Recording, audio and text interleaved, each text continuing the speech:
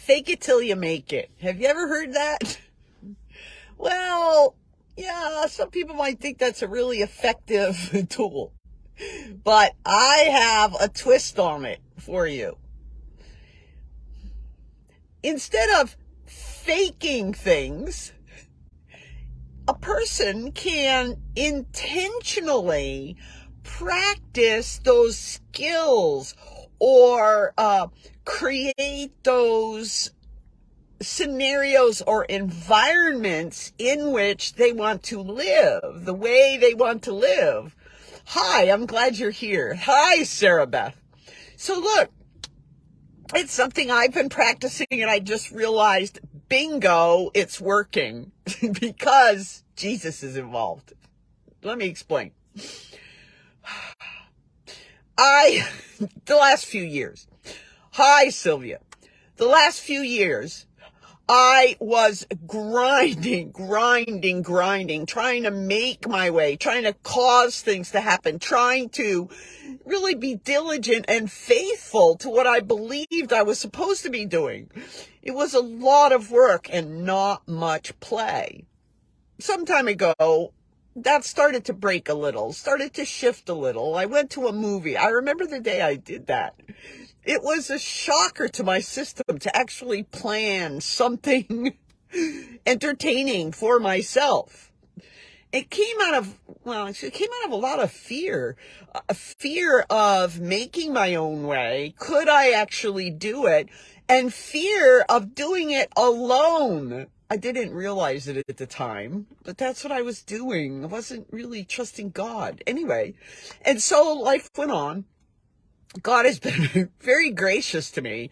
Jesus has brought me a lot of healing, granted me a lot of biblical insights and reminders all over the place that he is really all I need.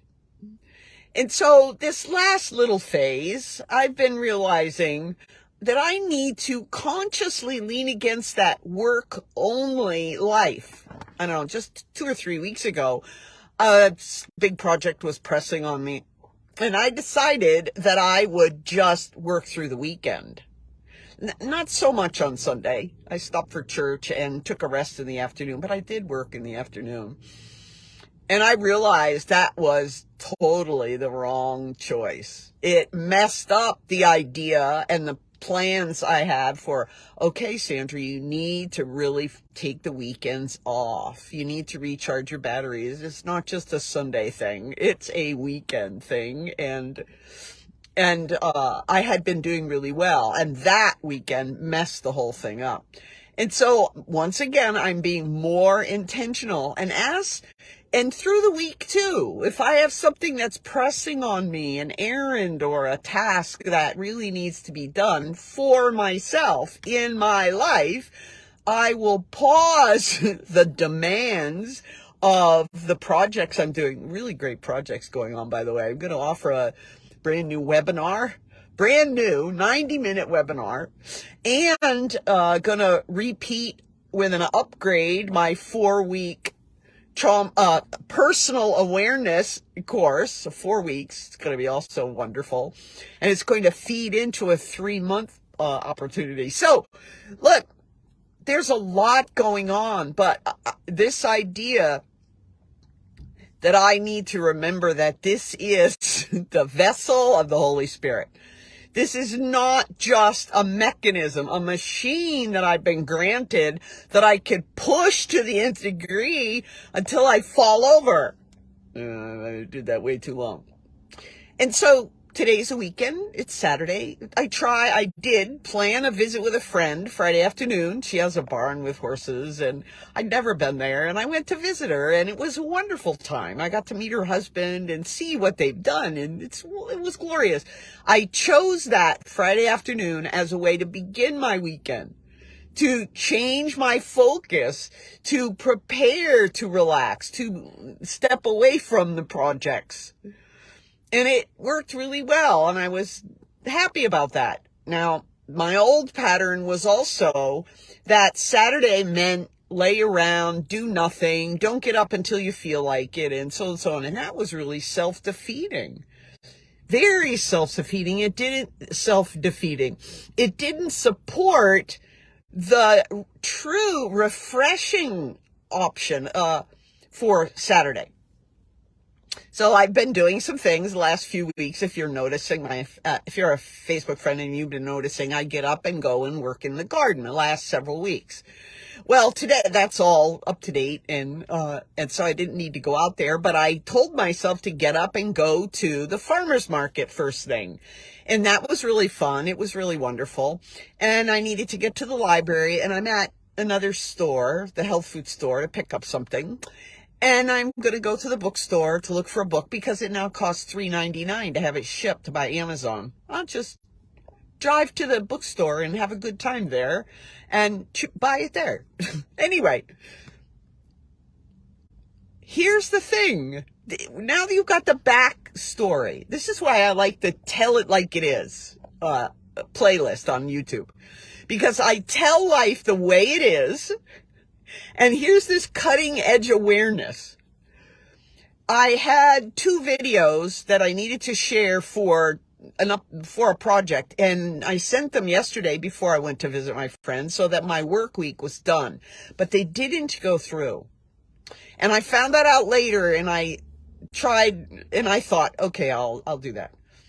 I got up and I went to the farmer's market the way I planned. I was not going to set the tempo of the day for that. And I came home and I did almost forget to resend the videos. There was a way I needed to do it that was a little more time consuming.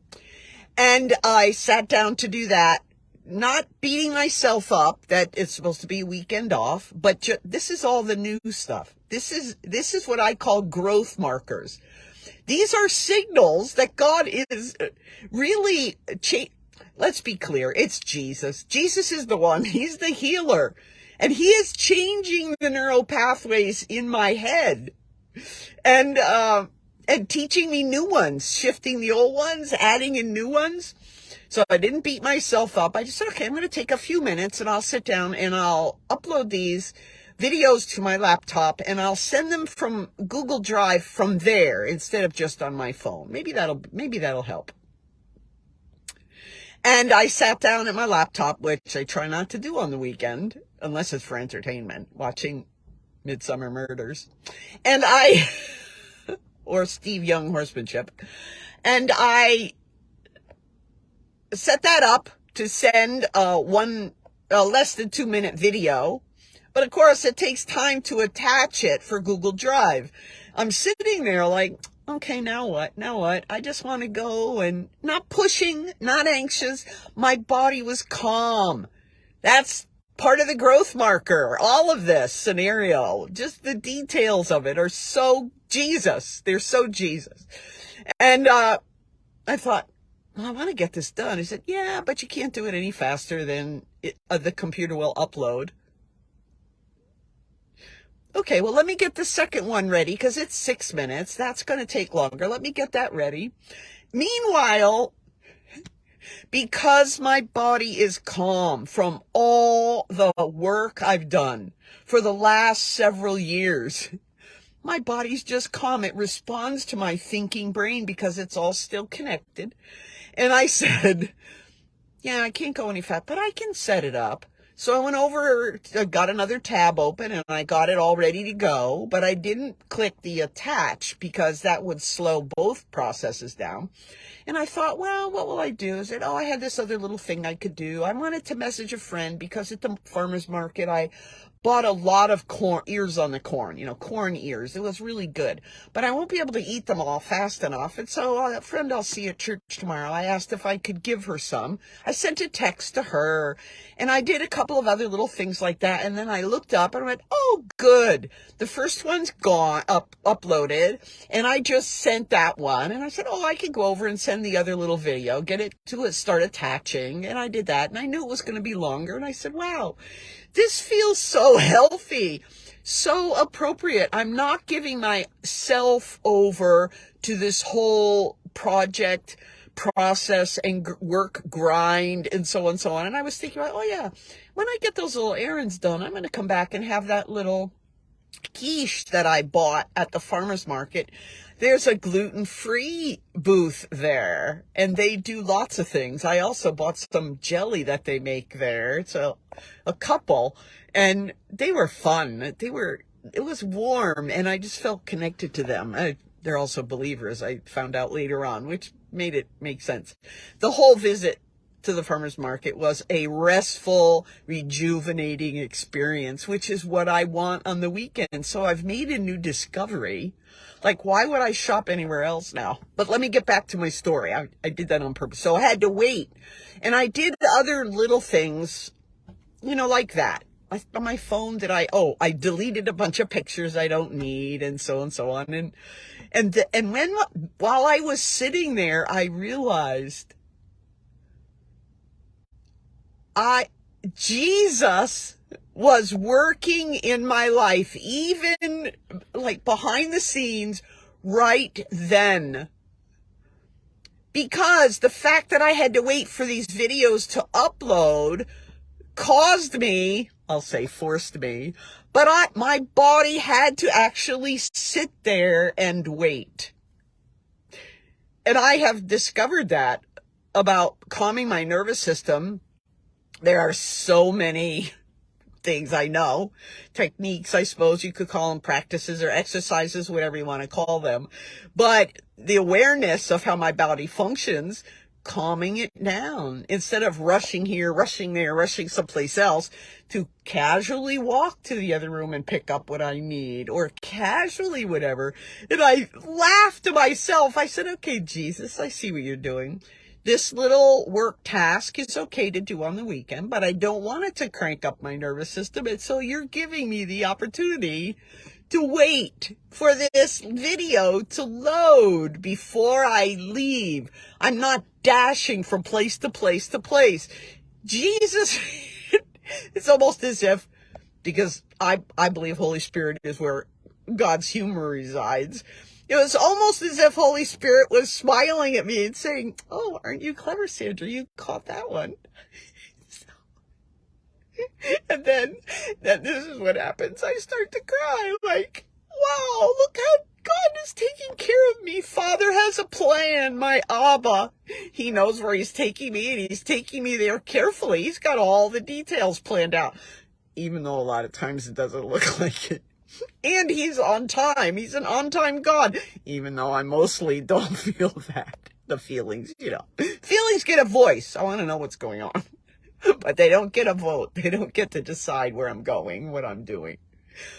So here I am. I suddenly realized I really want other women to know there is a whole world going on inside us, and Jesus is right there supporting us. But we still need to have our connection. We need to contribute. We need to be intentional. And then as we make those steps in his direction, under the yoke that is easy, which is to love the Lord your God with all your heart, with all your soul, with all your strength.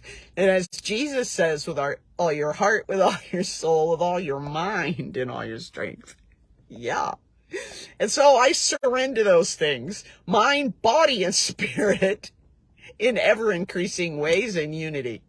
And this is where I am. This is what happens. So I'm going to let you go now. It would be really nice. Thanks for sticking around, Sarah Beth. And you too, Sylvia. And others who are watching this on replay, that's really great. Now look, you like and share and comment. And if you're watching this later on YouTube, you can subscribe, because that helps promote this social media stuff. So they decide it's this is valuable, what this woman is doing. So other women will be able to see the message without having to chase me. Okay, thank you. Thank you for your response, and may God bless you on your weekend too, and the intentionality you have to follow closely after Jesus. Bye-bye.